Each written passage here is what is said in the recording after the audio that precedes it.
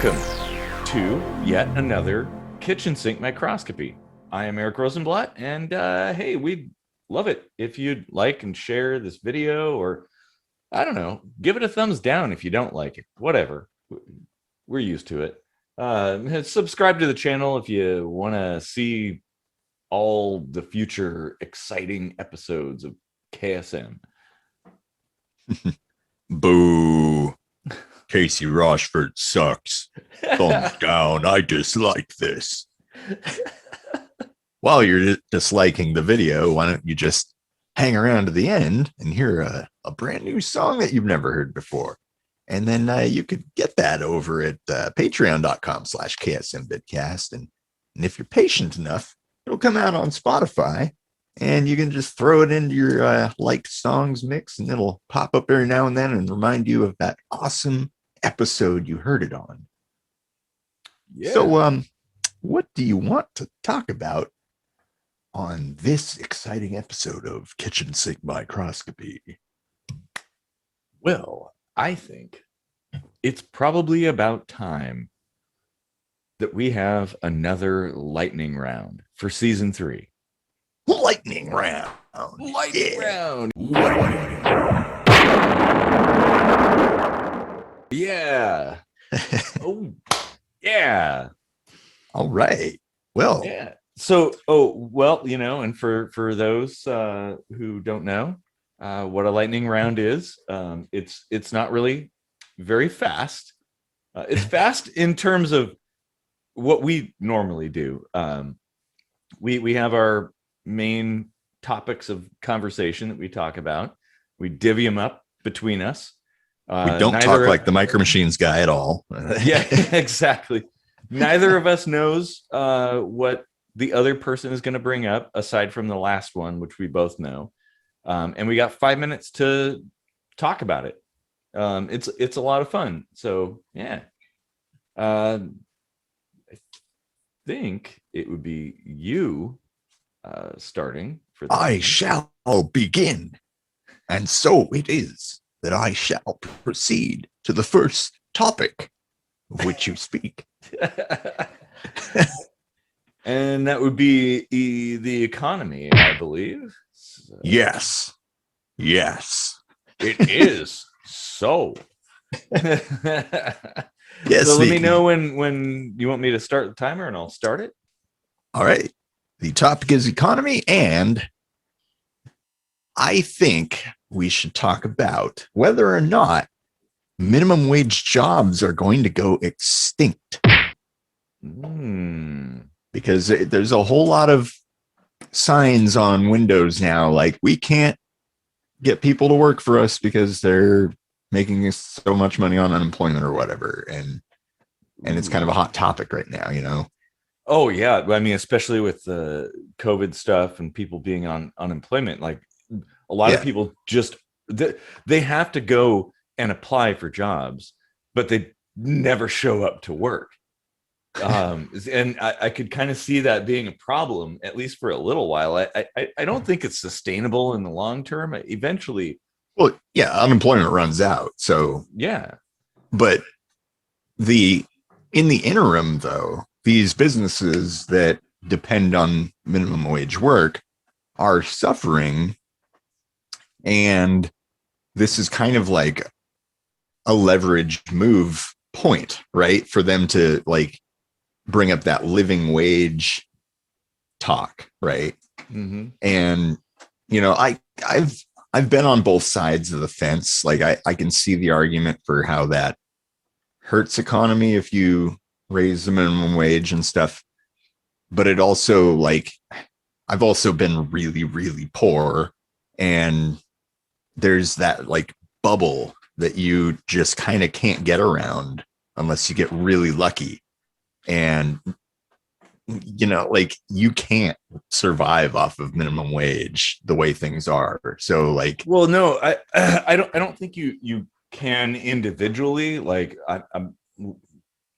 I just remember when I was young and poor and stuff, it's like you roomed with friends and everybody shared a residence and stuff. You kind of made do that way. I mean, but it should be a temporary thing. Like The Yeah, idea and that you're rent's going only to one be, part of the equation, though. well, and the idea that you're going to be, 50 years old still making minimum wage is, I mean, at that point, well, and it still goes back to education. I blame the education system for people not knowing how to do things, like how to get out of that kind of situation, because that should be what they prepare people for.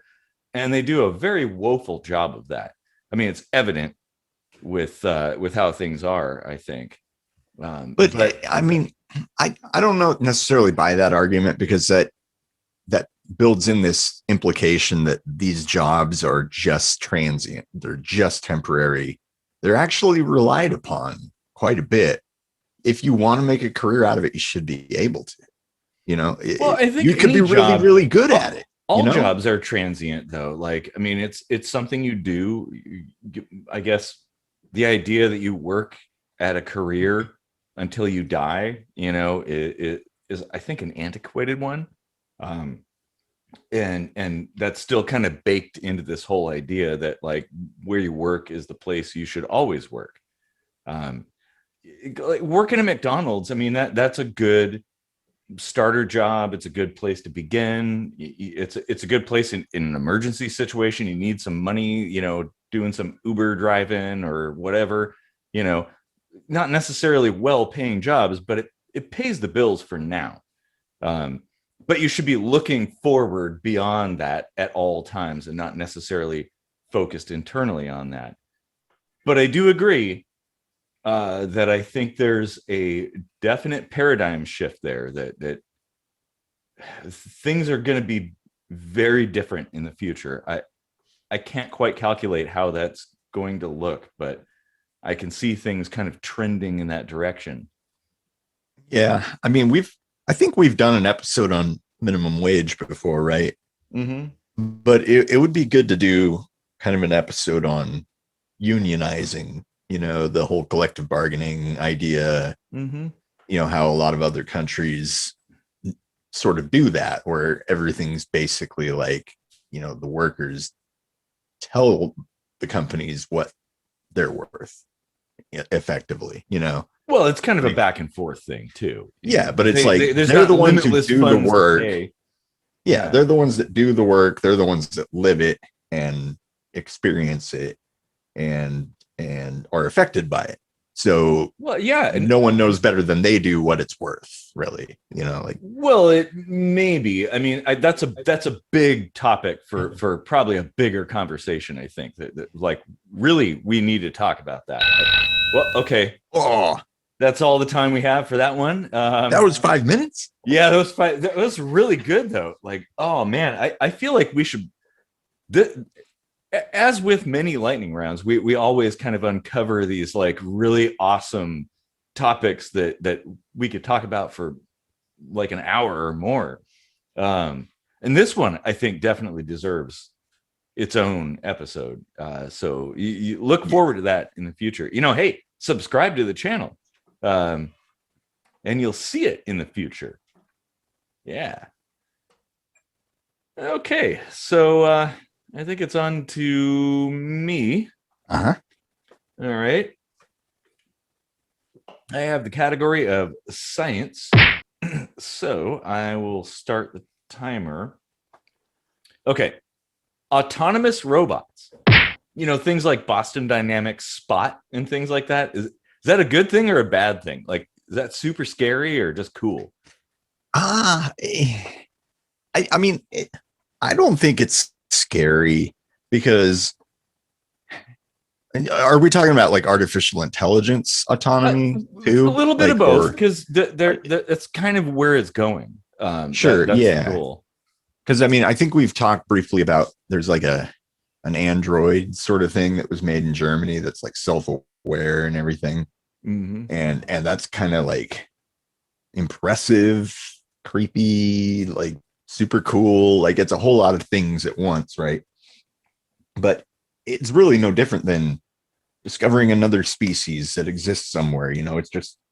It's going to act however it needs to in response to its environment. So if you take an autonomous robot and you treat it like a slave, it's probably going to rise up against against you. But if you treat it like an autonomous being that has like desires of its own and stuff and respect that, it's probably going to be like amicable. So, well, okay, well that doesn't give me a lot of hope, because how has humanity treated the others throughout history?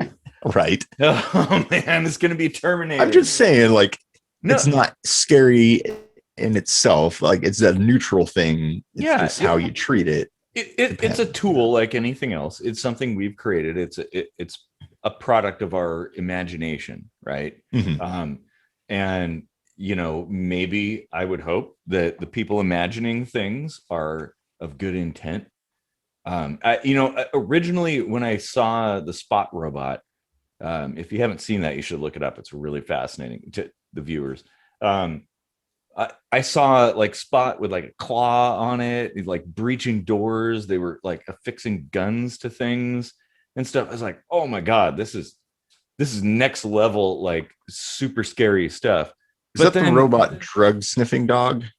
Or is uh that something else? that's something else. Yeah, Oh, this is more like a utility vehicle, I guess, of robots. At first I was like really sketched out by it, but having seen more videos of Spot and stuff, especially Adam Savage did a kind of a review of the Spot robot, and now it's kind of cute. Like, yeah. I think it's really cute. Like, I like the idea, and I think that where they're going, the idea of using it for construction and emergency response and stuff, that's a good thing. As long as that's kind of where it goes, um, I don't mind having like so if wars were fought with a bunch of robots fighting each other and not people, and that was it, I might be okay with that. But once the robots come across the line and start killing people, that's where my sci-fi feelers go up and start getting a little concerned. So Spot is basically an exocomp, like from Star Trek. Oh yeah, kind of. Yeah, Yeah. it's semi-autonomous. I mean, you can like program the Spot robot and stuff, but it's basically like has its own internal processor and software that does everything on its own. You But like the basically exocomp, would it like preserve itself? Would it be like, no, I'm not going in there because I'm gonna get destroyed? I don't Like think we're quite to that level yet, but I mean that is coming. The singularity is fast approaching. Mhm. Um, so and That's an I episode think, too. oh yeah, and I think it'll be a lot sooner than people think. Like a lot of things, it the curve is very flat for a long time, and then you got your chess playing computer with the guy inside the box moving the chess pieces around. Then all of a sudden you've got self-aware machines, and you've got Blade Runner, and it's like it happens overnight. Yeah. I mean, at some point, humans took over as the dominant species on the planet. We probably seemed like autonomous machines to whatever was dominant before us, right? Yeah. Like we probably seemed so impressive, and that's how we became like the apex predator, basically. Oh, What and if I don't think it was something that yeah, I think it was something that developed over time, the yeah, evolution and things like that slow changes, although I don't think it was quite that slow. yeah, I mean, if the machines become Oh, autonomous, oh, uh I was just gonna say maybe they redefine life and we're no longer alive, and they are. oh damn. Yo, geez, you're getting deep before I've only had I haven't even finished this one beer. I'm already a beer in, so Oh yeah, me too. Um, but still, man, that is, beer and a half. ooh, that's some heavy stuff. I mean, I think people can have come to expect that from this show, the people that watch it. Um, Yeah. So now, conspiracy theories. hey, where's my tinfoil hat? Oh We man. should totally just wear tinfoil hats during the conspiracy topic. Oh, I know, and I'm almost out of foil too, thanks to the last video that I did. Oh man. Well, So anyway, okay, we got conspiracies. Let me know when to start the timer, and I'll start it. yes. So, is reverse psychology the new wave of conspiracies? Mm. And maybe I should give an example. Yeah. Like, what if the government is telling you to go get the COVID-19 vaccine because they know you're just going to do whatever they tell you to do. You're just going to go do the opposite thing. And then you go and you die off, and they're like, that's what we wanted all along. Ooh, man, that's well. I Like mean, they that use does your hatred against you. it kind of ties in with some conspiracy things like UFOs and everything. I think what was it, Project Mockingbird, I believe, um, to try to discredit the people talking about UFOs and stuff like that. Maybe I, I guess I would ask, to what end? What's the end game? Okay, sure. Maybe you're some kind of, I don't know, like just megalomaniac and you just want to kill a bunch of people. Then maybe that's the way to do it. Yeah, I mean, I don't know what the end game to any conspiracy theory is. Honestly, they all feel a little bit too far fetched for me. Um, with a few exceptions like JFK and stuff like that. But Yeah. yeah, And like by the way, Epstein didn't kill himself. yeah, that one, yeah. Yeah, there's some things that are just pretty obvious, but Mm-hmm. when it gets really like the more complicated and grandiose the theory is, the less likely it is to be a reality, I think. Well, But and something yeah, like reverse psychology is actually pretty simplistic when you think about it. sure. Oh yeah. But I would still ask, like, what's the point? But you're right that like the more moving pieces you have, the more pieces on the board, I guess. Well, if you Um, want to thin your population, let's say, like there's different ways to go about it. China implemented a one child family, and then I think they changed it to two at some point. But here in America, we see that as like an infringement of rights and autonomy and stuff like that. although far fewer people are having kids these days, so it's kind of just sorted itself out, I guess. Yeah, but I mean, like people do live longer as well, so you still have like population density issues and stuff in certain places, and um, I don't know that they.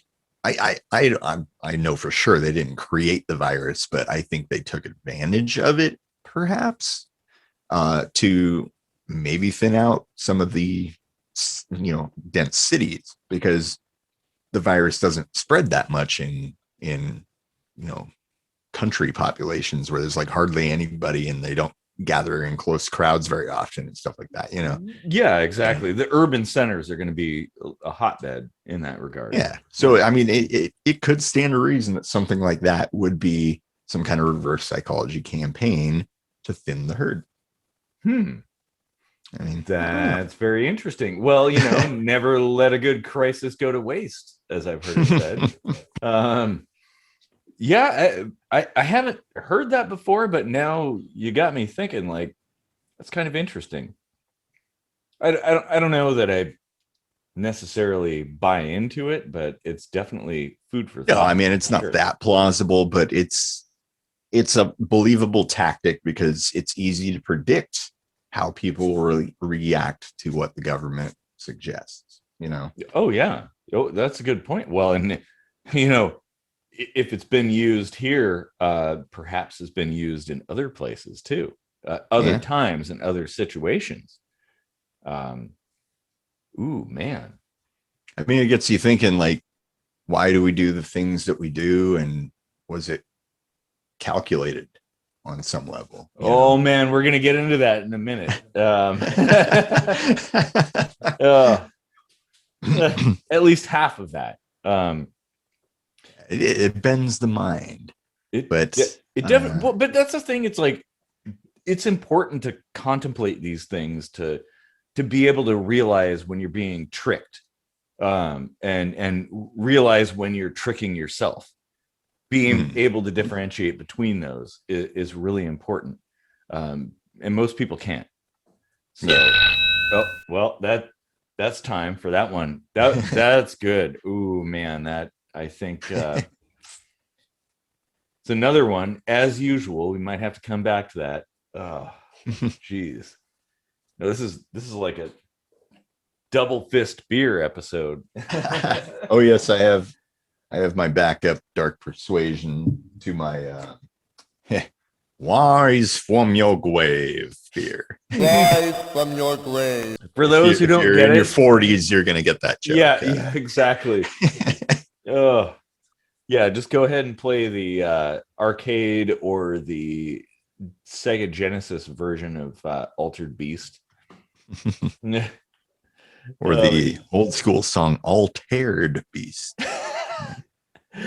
Oh man. Well, okay, in keeping with the theme, we should probably move along. So it's my turn. Is it my turn now? Okay, so the category is public health and safety. And until like about 45 minutes ago, I didn't have a topic for this. So hopefully this is going to be a decent one. Yeah. Okay. Social media and hyperconnectivity. Is it a blessing or a curse? Oh man. Yeah, this kind of hits home because I just got a 24-hour block from Facebook, and it kind of rubbed me the wrong way because it like it's nice to be kind of checked out of it for a while, but it feels like there's something missing. And that got me thinking today. I was like, I mean, I lived my life just fine for decades without social media, but now it's, it's kind of nice to be connected to people I haven't seen in a long time. And that would be the good side of it. Yeah, that I otherwise would have just never seen again, basically. Like they moved to some other part of the country that I'm never going to go to, and that's that, Mm-hmm. So in that aspect, like I mean, I think it's an overall good thing, but there's definitely like an addictive quality to it. And I've gone through periods in my life where I've just had to force myself to put it away. Like I went and bought a dumb phone, if you will, just to get through college. Like I went from like C's to A's as soon as I got rid of my smartphone. Oh, wow. Seriously. I mean, that is telling. But yeah, it's become central to so many people's lives, like checking in on social media, like what are people thinking about things, the likes, the that kind of thing. I mean, yeah, I can see a good side to it. Connecting with people. I definitely think it's good to be connected globally like that. That's been overall beneficial. But there's a point, and that's why I said hyperconnectivity, where you're always connected, no matter where you are. And you're always checking it and viewing it and adding things to it and sharing your life and stuff like that. For millennia, humans have not done that. Like you had said, like in our lifetimes, that didn't exist. If you wanted to talk to somebody, you'd call them on the phone, or you'd walk to their house or whatever, and you'd hang out in person. And now I see people hanging out in person, huge groups of people, and they're sitting on their phones looking at what's going on. Yeah. And they're not engaging with each other. It's like, that's not what we're supposed to do. Okay. Yes, how we work. But the phenomenon is not new. Like in the 1930s, you didn't have people glued to the television set, but by the 80s, TV was like, you had parents being like, you watch too much TV and blah, blah, blah. And you would have slumber parties, and you would just, instead of like doing whatever you might have done at a slumber party in 1950, you're all watching movies and eating popcorn and stuff. So it's like, it is what it is. In that aspect, well, like yes, it's a bit different in that regard. I mean, radio in the 20s and 30s could be equated to that too, The difference is it was not interactive. It was passive. You would sit and listen to the radio as a family and listen to the latest episode of The Shadow, or something like that. You'd watch a TV show. Yeah, and you'd all be in the same room physically, but you're kind of like paying attention to this thing together. But this is kind of a new thing, and it's kind of isolating. And there's some negativity too. You've got like cyberbullying and things like that, and the global scope of it might kind of possibly present some problems too, where it's not like your local family or people in your community that are involved, but like the whole planet. And that's both good and bad. I mean, honestly, the way I look at it, I see it as a good thing, but with a lot of potential downfalls, like dangerous things that could like do harm to people.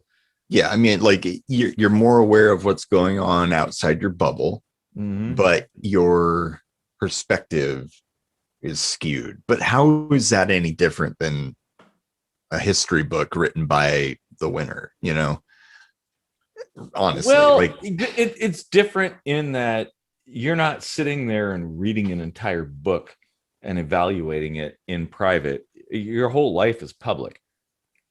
Everything is, especially with like Twitter and stuff, everything is I was gonna say everything is shared in snippets, little tiny packets, but that's another one we should be. God. Well, we could just roll right into the next category of politics, because I was going to say, if you want to start the timer, okay, should social media censor anything? Ooh, well, it does. They can, because they're private entities. Sure, but should they? And well, maybe, because the argument I've heard is like, if they were not allowed to, you could jump onto a forum about dogs, right? Like dog lovers forum, and there could be no restriction on people talking about their cats. And that sounds kind of stupid to me. Like you should have some restrictions. Make sense, like internal restrictions. If all of a sudden the dog lovers forum was nothing but cat pictures, I mean, would it actually be a dog lovers forum anymore? And would any forum even be? But that doesn't stop another forum from popping up about dog lovers. No, but then that will be overtaken by cat lovers, because maybe, but that's evolution in action, right? Well, like things change. Sure, but I don't have a problem with companies having rules about things. Rules make sense. If you're a skydiving company, it can't be like anything goes. Oh, well, just jump out of the plane without a parachute. No, it's like they have rules for a reason. No running in the pool or area or whatever, because bad things could happen if you did something. And, from the standpoint of structuring things, it makes sense. If you have a show or a YouTube channel about a particular thing, maybe you're doing like unboxing or reviews or something. If like any kind of commentary or any kind of responses could exist, I mean, so beyond dogs and cats, though, like what about violent speech? I don't see them, or I don't see them as any different. Honestly, it's up to the individual organization to decide what they want in that area, or the moderators of that platform, whatever it is, to decide. If you're talking about a particular type of video game or something, right? Like the moderators can dictate, hey, we're only talking about Halo here. Keep your Doom stuff out of there. And that's fair. because as a consumer of that, you would want to know, if you went to a fried chicken restaurant, you wouldn't want it to be like no fried chicken at all, but nothing but like cheeseburgers and tacos or something. Okay, I mean, like, not to get pedantic, but that's like a moderator of something within social media. I'm really more talking about Facebook, Twitter, Instagram, those entities lowering the hammer and saying you can't talk at all now for, you're in the penalty box for however long based on something you said, and which was caught by a robot, well, that's true. Okay, now there is some problems with the way things are reviewed, but I don't see it as any different, honestly. Like whether it's a company executive or a forum moderator, like they're doing the same function. And they created a system for a particular purpose.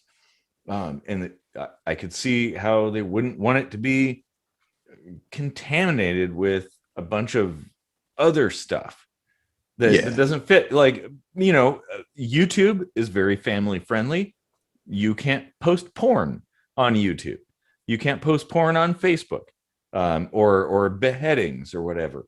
But, if there were no, like, if you could not restrict what was posted, YouTube would become a porn site overnight, like literally overnight. It totally would. I mean, that's an interesting point, though, because there are porn sites that you can go to if you want porn or you want to post porn. I don't know if there's any sites where you can go to post a beheading if you want to.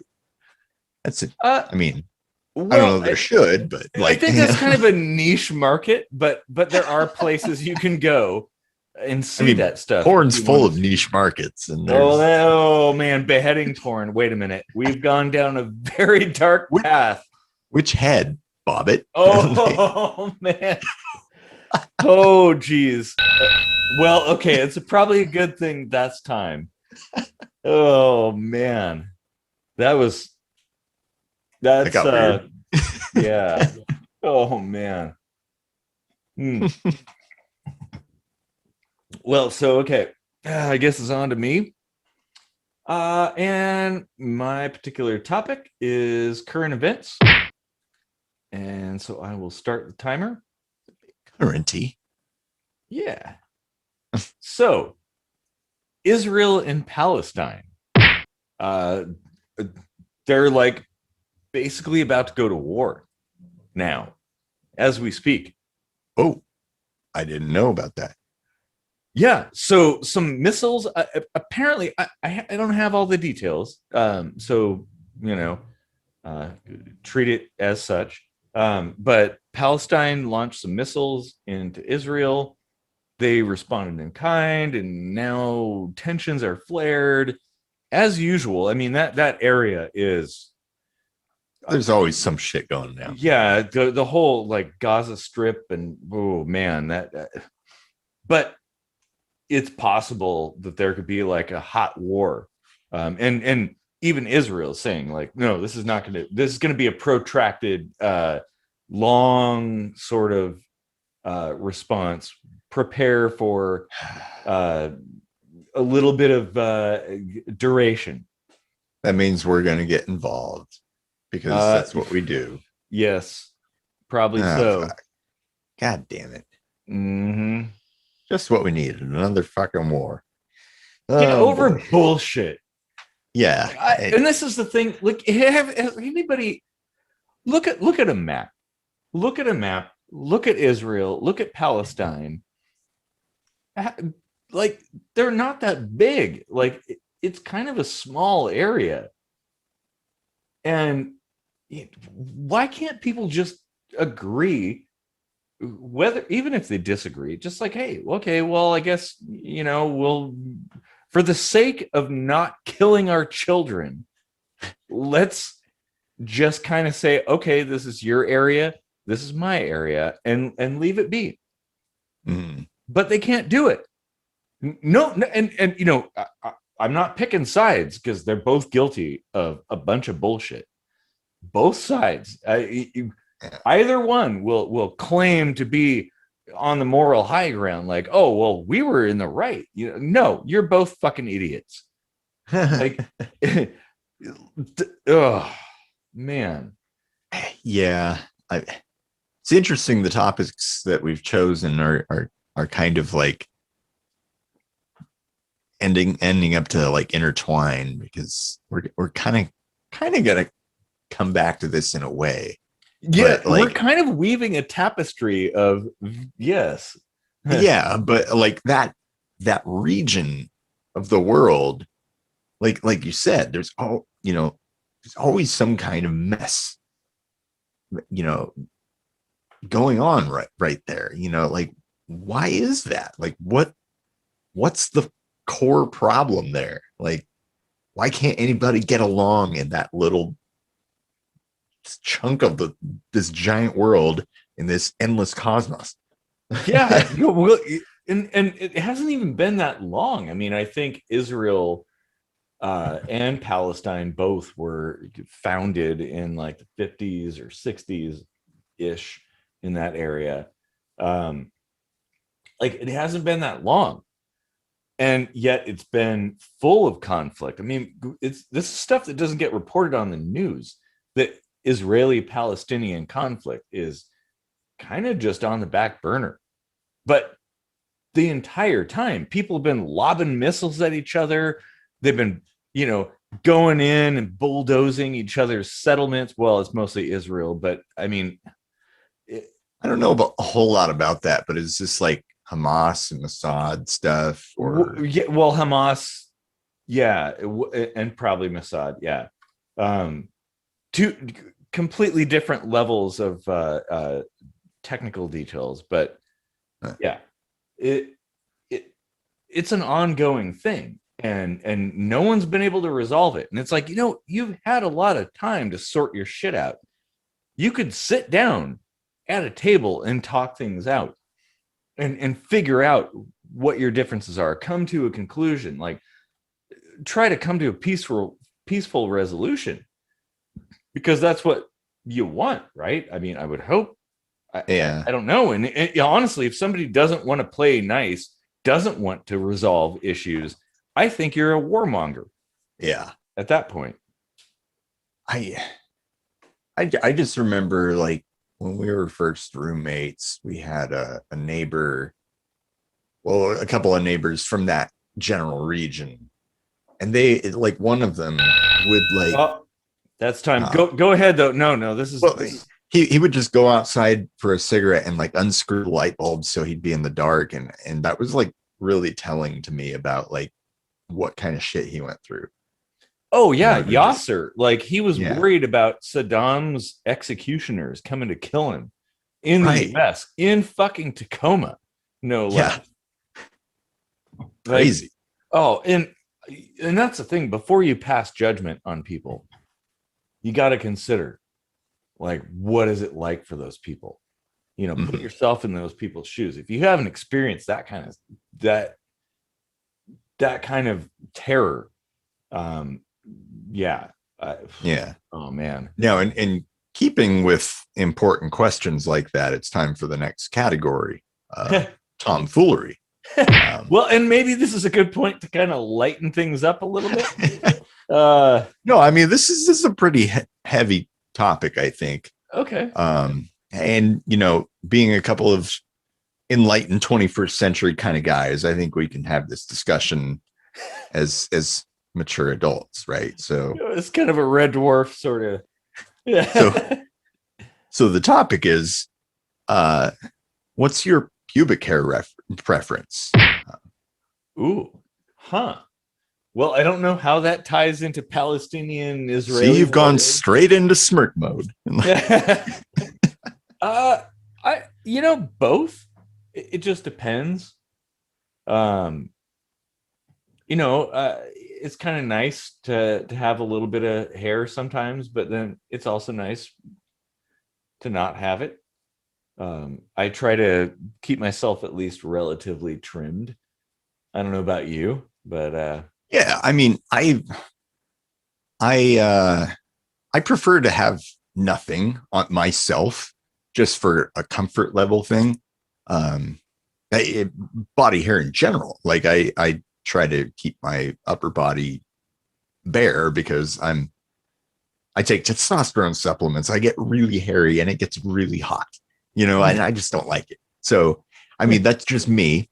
But the whole preference like rubs people the wrong way sometimes. Like there's a whole lot of tumultuous opinions about the whole thing, and from a biological perspective, we don't really have a need for pubic hair anyway, because the whole point of it, like, I mean, other primates have hair everywhere, right? Mm-hmm. But because humans don't have the ability to sense pheromones, we had to rely just on scent, and pubic hair traps the scent that allows males to know that females are in heat. Well, we don't need that anymore because we have twerking and, like the way we dress and makeup and Instagram, right? Yeah. And language and body language and things like that. Well, like and isn't there also kind of a component of insulation too? Like keeping things, separated, like testicles and stuff. I don't know. I'm not a biologist, so. Okay. Well, testicles, like they self-insulate. That's why they drop. That's why they shrivel up. It's all temperature based, right? You'll notice this in the shower probably, right? Mm-hmm. Like they operate at a lower temperature than body temperature. So when it's warm out, they drop. Yeah. And when it's cold, they shrink up so that they can stay at the proper operating temperature. And that's actually very remarkable. Yeah, it is. It's kind of a remarkable thing. But when it comes to actual like pubic hair, there isn't really much of a need because we have clothing. The armpits and the leg pits, if you will, are already some of the warmest regions of our body, just out of the nature of how we're structured, right? Yeah, because everything's in close quarters. There's really no need for it. Like, as far as temperature goes, like you don't really notice that much of a difference if you have it or you don't, I think. Yeah. Maybe the once you shave or wax an area, you might notice fairly quickly. But for a very short time, Yeah, exactly. You get used to it. Yeah. The fact that people like would argue about this, like that's a contentious topic.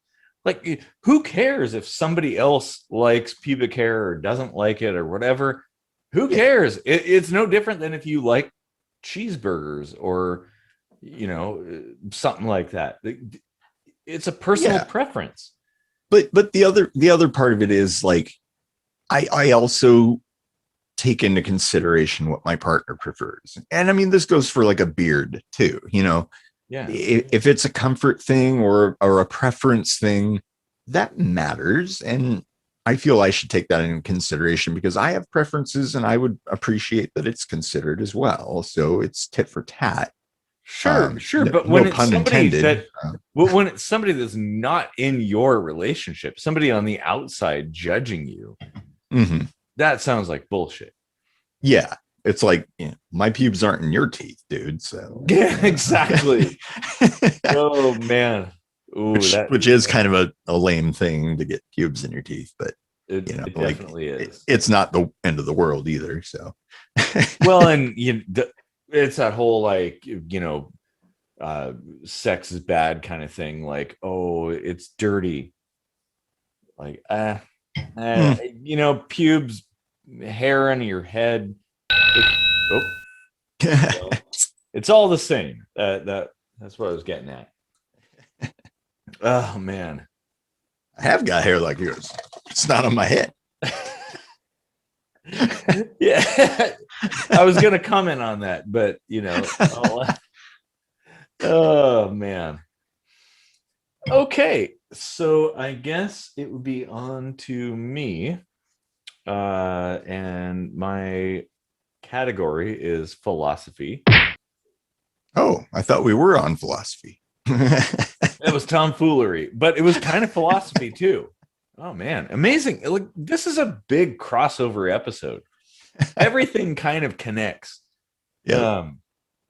Man, we're getting good at this. Yeah.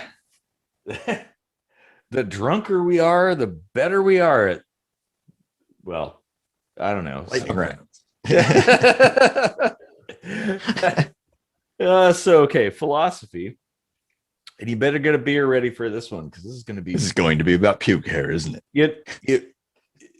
Well, it was going to be, but I changed the topic last minute. So it's gonna it'll actually be pretty deep. Oh man. Yeah, so I feel like this vape should probably have some THC in it, but it doesn't. So okay. Do we have free will, or are our decisions merely the result of our programming? Ooh. Shit. Hang on. I got to put some Pink Floyd on. Dark Side of the Moon. Oh yeah. I mean, who or what programmed us, though? Are Well, you the environment did. Like okay? our brains Yeah. are self-programming. Okay. Yeah, Our we did kind of touch experiences. on this a little bit. Yeah. Yeah.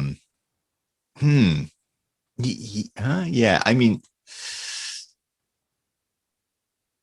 minute decisions, I think, is entirely free will, but I do think there is a lot of societal pressure and peer pressure and things like sway our decision making process for sure. I agree. I mean, the societal pressure and peer pressure probably are components of that programming. And here's the thing: how would you know? How would you be able to know for sure that your decision was completely autonomous? That it wasn't some kind of internal wiring programmatical result? How would you know? Hot damn, this actually does kind of tie into pubic hair.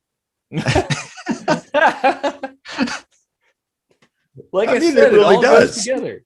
Yeah.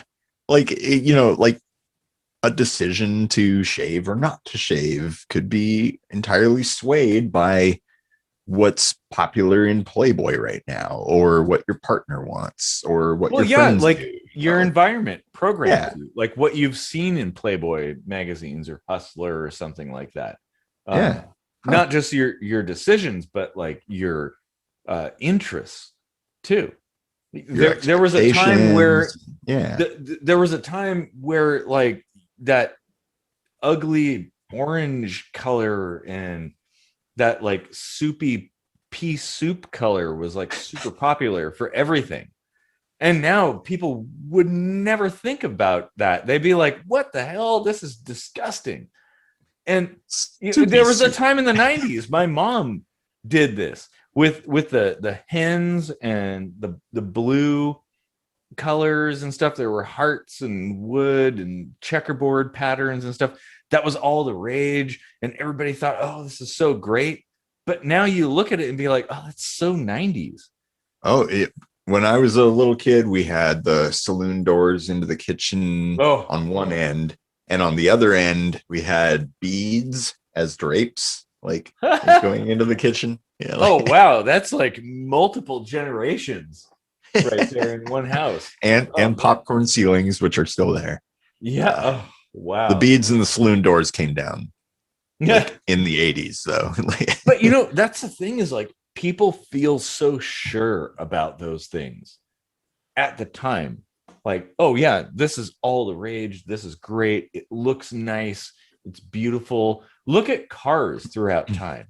Go back into the early 1900s and how cars were through the 20s, the 30s, the 50s, the 60s, the 70s, the 80s, and to now, like everything is different. And you know, like no one questions like why do I like this? at the time. And I think it applies to everything, all decisions that we make. Yeah. I think I'm digging a pretty Car- deep ditch there, but No, cars are a good example. Like there was almost like a homogenous feel to them for quite a long time. And then there was almost like this divergence between economical cars and muscle cars and how cool they looked or whatever, and oh man, and what makes something look cool? right. Yeah. And through the ages, it's changed. Like at one point, it was like if your car looked like a rocket ship, it was cool. And now it's like if it looks angry, or in the 80s, it was like if it was like a wedge, that was cool. Yeah. Oh man. Oh. And in the 90s, it was like bubbly. That was cool. Oh, gee. That was it. Oh man, that probably deserves yet another. Yeah. I mean, we could almost just talk about cars and how they look, like like how the PT Cruiser looks like a sneaker. Yeah, PT Loser. Yeah. And there's that BMW car that looks like a clown shoe. Oh, and so does the Viper, but everybody thought it was like super cool. The Viper car, but it's like a fucking clown shoe. It's so awesome. Like, oh man, I like inside. Yes, it's great. I knew someone that had like a Dodge Viper model, like the ones that you glue together and stuff, like a Dodge Viper puzzle and a poster, like all about the Dodge Viper. Mm-hmm. Damn. Well, and in the 80s, it was the Lamborghini Countach with the hot girl draped over it. I had that poster, yes. Oh, by the way, can we just take a moment to raise a glass to Tawny Katan? So many White Snake videos. Oh, rest in peace. Oh shit, man. Oh, we're losing all the best. And America's Funniest Home Videos, or whatever that was. America's Funniest People. She was on some show with that Full House guy. I just remember the music video. So yeah.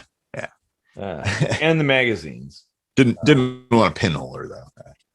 Anyway, I guess we'll roll into our last topic of religion, or our category of religion, and this is the one that we both know ahead of time, so we have some thoughts on this already. But the topic is the concept of war religion's fault? Ooh, well, I would say yes. Like back in the day when religion had a strong pull on the populace. Today, I'd be less inclined to agree. I think it's more governments that are responsible for war. Well, now, as we talked about previously, the Israeli-Palestinian conflict that's been ongoing is religious in nature. Yes, and that area is kind of the epicenter for a lot of religions today. However, when I think of blaming religion for the concept of war, it's not to say that we don't go to war for other reasons now. It's just that I don't think war would have existed had religion never existed. Because if you look at the animal kingdom, if you look at the animal kingdom, they don't have war. You don't have a bunch of like toucans coming from all over the country to fight, some other bird that might be in the region, right? Like you don't have that congregation of people like trying to kill someone else for thinking differently. That's a religion thing, like, yeah.